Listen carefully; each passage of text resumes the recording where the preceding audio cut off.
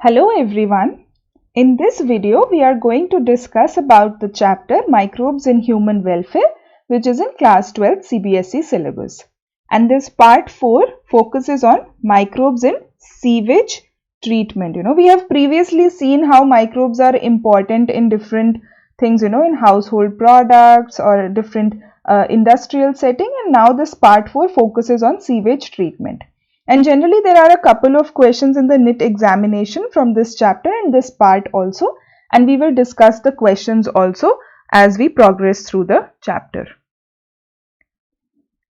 So what is sewage basically? Sewage is municipal water, wastewater that is released from household, commercial and industrial establishments. So we all use water daily for shower, for bathroom, for washing the dishes, etc. So all this wastewater goes into a certain area, and this is the wastewater is called as sewage. It is released from household, commercial and industrial establishment.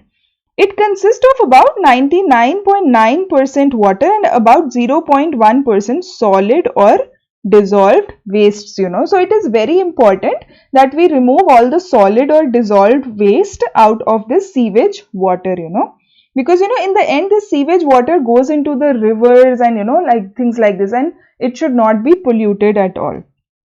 So sewage carries many organisms, most of which are pathogenic, they can cause diseases or pathological disorders. It contains organic matter and other household waste, including human excreta, detergent, greases, heavy metals, plastics, etc. So these are the waste products. Like we also at homes, we know that there is human excreta, detergents, from the dishwashing or from shampoos, greases, heavy metals. Heavy metals can again lead to a large number of side effects, plastics, etc. So it is very important that all these things are gotten rid of, you remove all this from the sewage water. So wastewater treatment, so treatment of the sewage or wastewater is necessary before wastewater is disposed of without producing any undesirable or harmful effects. So it is very important, to dispose of this harmful microorganisms or human excreta, detergents that are present in the sewage or in the wastewater. And then there is primary treatment and secondary treatment of this wastewater or of this sewage, and we'll see how each of this treatment takes place so that the sewage is rid of any harmful things. So first we look at the primary treatment. The primary treatment step basically involves physical removal of large and small particles from the sewage through filtration and through sedimentation.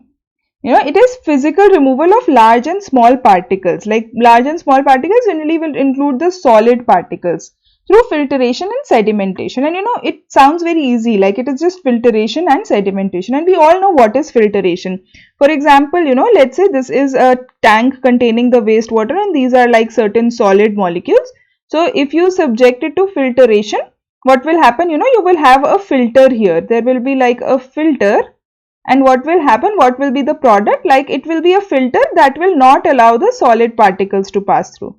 So the solid particles will be separated, and here is what you will have the liquid, So that is how filtration works. And the next one is sedimentation. So in sedimentation, what happens is, let's say again this is the same tank, and this is the solid particle and water is there. So we all know, like once you do sedimentation, you let it stay for a while, and what will happen is all the solid particles will come down, and this will be just the water here that can be then removed. So this is sedimentation and filtration. So the primary treatment involves physical removal of large and small particles. So these are removed in stages. Initially, floating debris is removed by sequential filtration. So the floating debris, like the solid parts or anything that is like not very well dissolved in the water, there will be sequential filtration. What is sequential filtration? Like the size of the filter will be different, so that a large number of these floating debris is removed. Then the grit. So what is grit? The soil and small pebbles are removed by sedimentation. So the first step will be like sequential filtration, and then the grit, which is the soil and small pebbles, it will be removed by sedimentation. All solids that settle from the primary sludge, like all the solids that settle down from the primary sludge, so here all the solids that will settle down, or after sedimentation all the solid that is present is called as primary sludge. It is an important term. And the supernatant forms the effluent. So first there is filtration, then there is sedimentation. So all the solid things, they will settle down, So this is the that will like all the solid particles which is then sedimented down forms the primary sludge.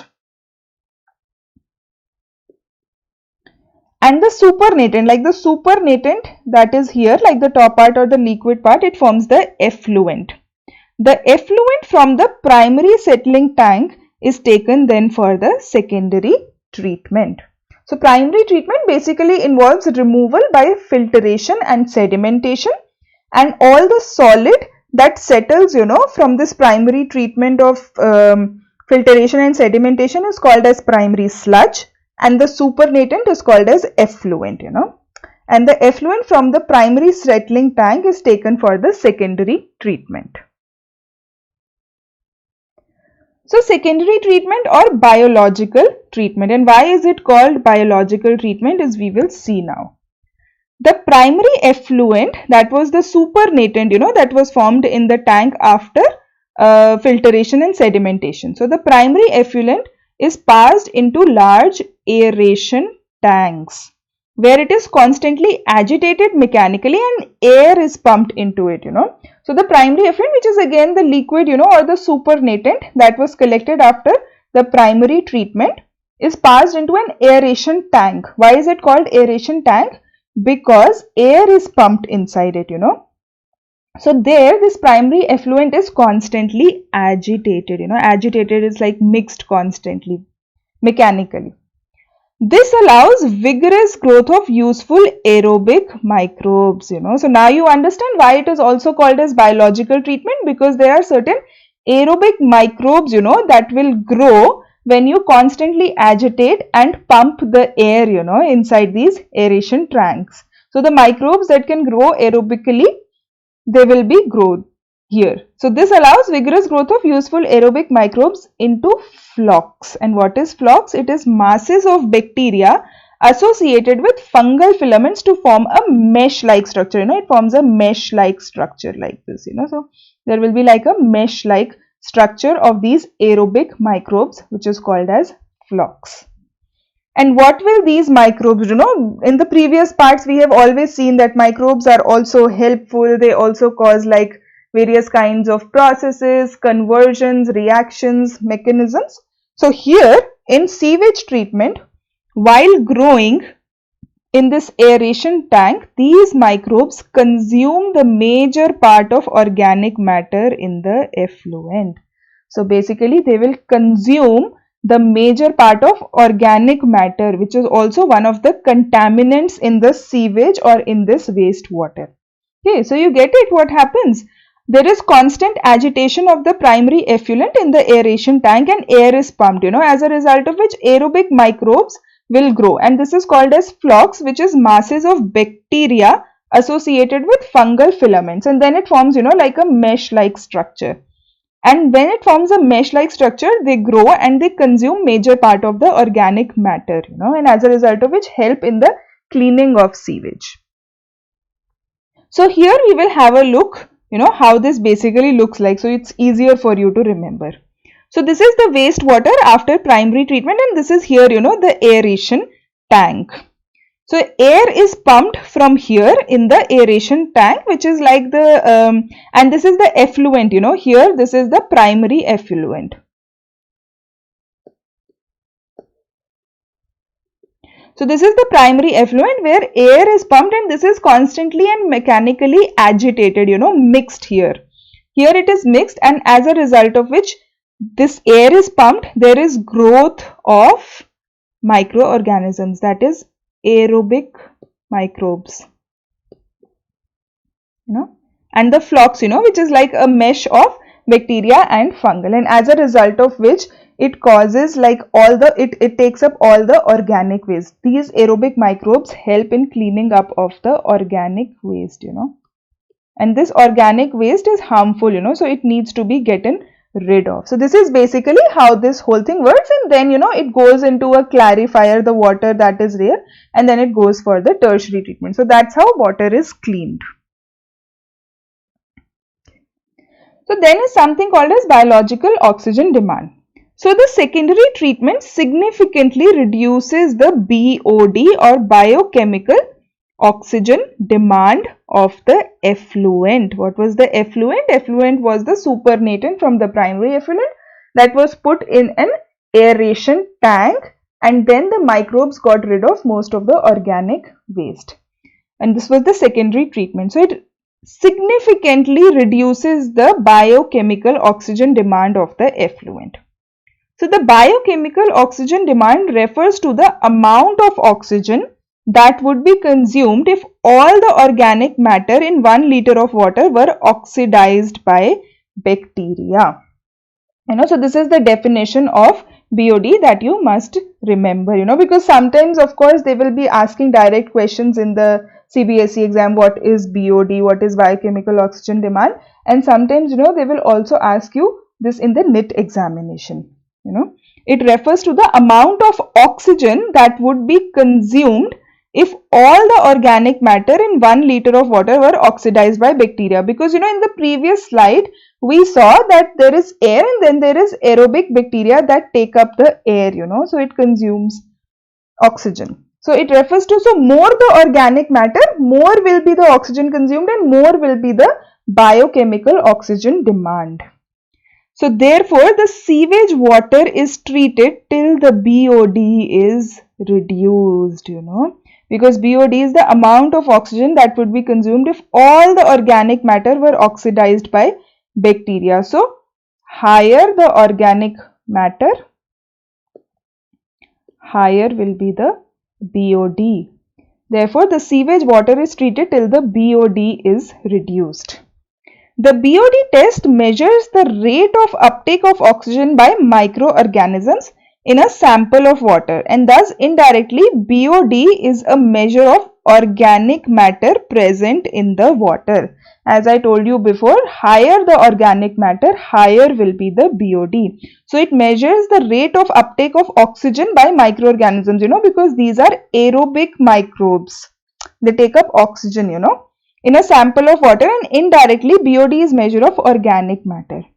The greater the BOD of wastewater, more is its polluting potential. So this BOD is very important, and this secondary treatment of the CH, it takes place constantly until the BOD or the biochemical oxygen demand is significantly reduced.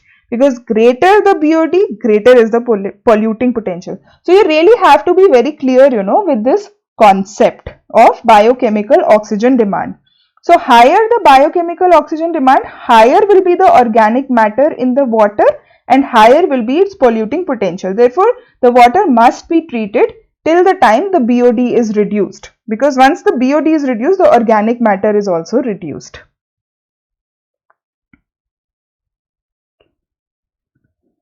So once the BOD of sewage or the wastewater is reduced significantly, the effluent is then passed into a settling tank. It passes into a settling tank, because now the BOD of sewage wastewater is reduced significantly, which means there is also reduction of the organic waste, and the effluent is then passed into a settling tank.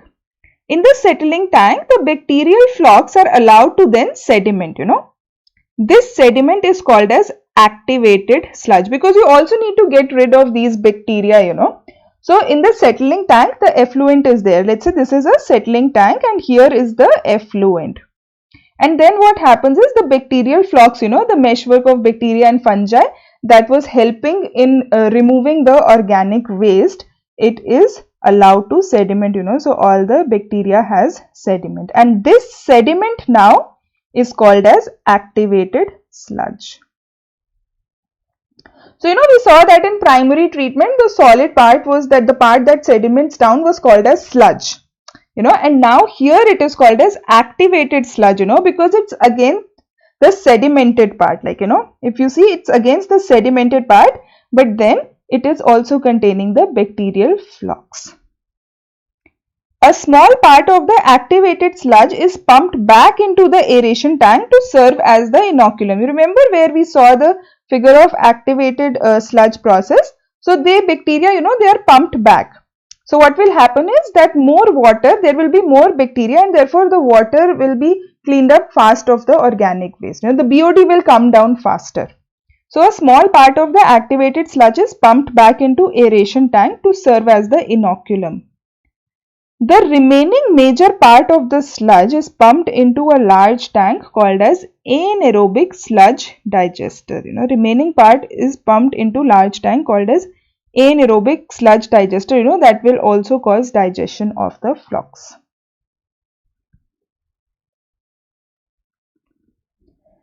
The remains of aerobic digester is removed to mechanical drying unit.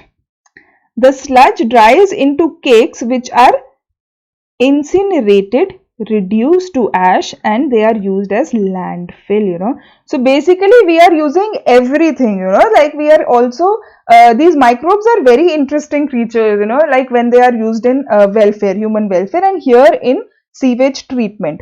So what we saw is that certain microbes called as flocks, you know, which are bacteria and fungi forming a meshwork, they are helping to get rid of the organic waste or organic molecules from the water, and then they are allowed to sediment and form the sludge, and the sludge is then allowed to dry into cakes which are incinerated, reduced to ash, and then they are used as a landfill. So next term that you must know is composting. You know, composting is decomposition of dewatered sludge by thermophilic bacteria under forced aeration. No? So this composting is decomposition of dewatered sludge, you know. The sludge that was formed after sedimentation of flocks, you know, it contains the bacteria. By thermophilic bacteria, by another bacteria, it is now decomposed under forced aeration, you know. Again there is air that is added because that air contains these thermophilic bacteria. Effective period of time is 21 days, after which it transforms into humus type material and is suitable for use as a soil conditioner. So you see, it's very useful, like all the microbes are coming into action, you know, they are being used. So first part was cleaning of the water, where microbes helped in cleaning of the water, and once they helped in cleaning of the water, they were allowed to sediment, you know, and then they were decomposed by the process called as composting, where decomposition of dewatered sludge was done again by thermophilic bacteria against forced aeration, and after 21 days it transforms into a humus type material which is suitable for a soil conditioner. So these microbes are really interesting because when they are used in human welfare, you know, they really help a lot.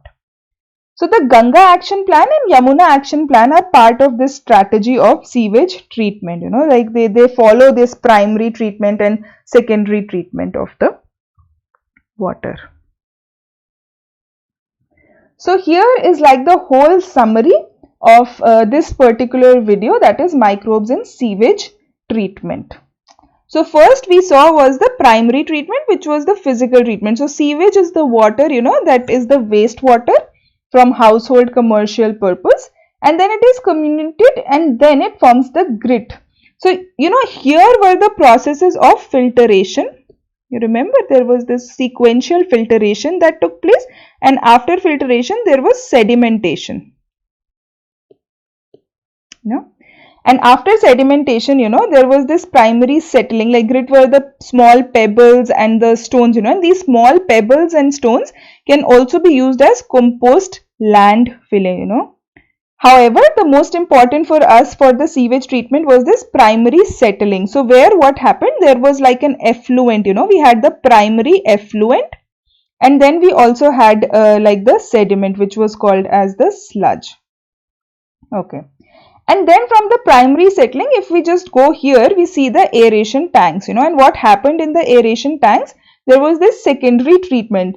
So the effluent from the primary treatment was passed into the aeration tank, in which there was mechanical agitation, and also there were bacteria, there were flocks, if you remember, there were flocks. That was a meshwork of bacteria and fungi that helped to reduce the organic waste. It helped to reduce the organic waste, and after that again there was sedimentation that took place, and the sedimentation resulted in water that was now got rid of the organic waste, and then it was the sludge digester. And what does this sludge digester include? It included the microbes. The microbes, these are the same microbes that helped in getting rid of the organic water in the aeration tank. So these two processes are kind of linked. So first what happens is that these flocks or these microbes help in getting rid of organic matter, and then they are passed into a sludge digester, where these microbes settle down. They are converted into a compost, and then they can be used for the production of biogas, which we are going to look in the next part how it happens.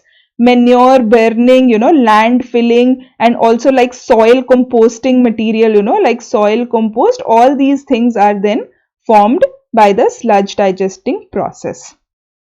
And then there is an alternative part in which, like the primary effluent, there is this Strickland filter. There is again filtration of the effluent that takes place, and then again this is like the secondary settling, where again sludge digestion, aeration tanks are present, and then the liquid.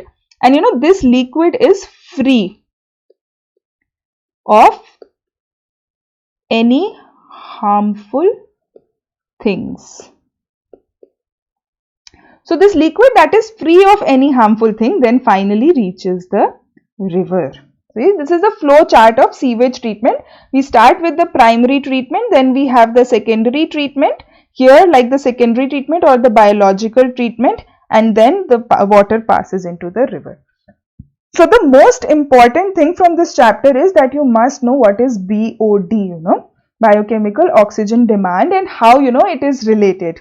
So we know, like, higher the BOD, higher is the organic waste that is still there in the water. So you have to do the secondary treatment till the biochemical oxygen demand comes down, and only then the water becomes less polluting. And then you definitely, need to know the entire process. Like, you need to kind of revise this flow chart before the exam, and then you will be good to go, So there are questions, what happens sometimes in the secondary digester, what happens, like what is flux we can ask, it also biochemical oxygen demand is important. Thank you for watching the video.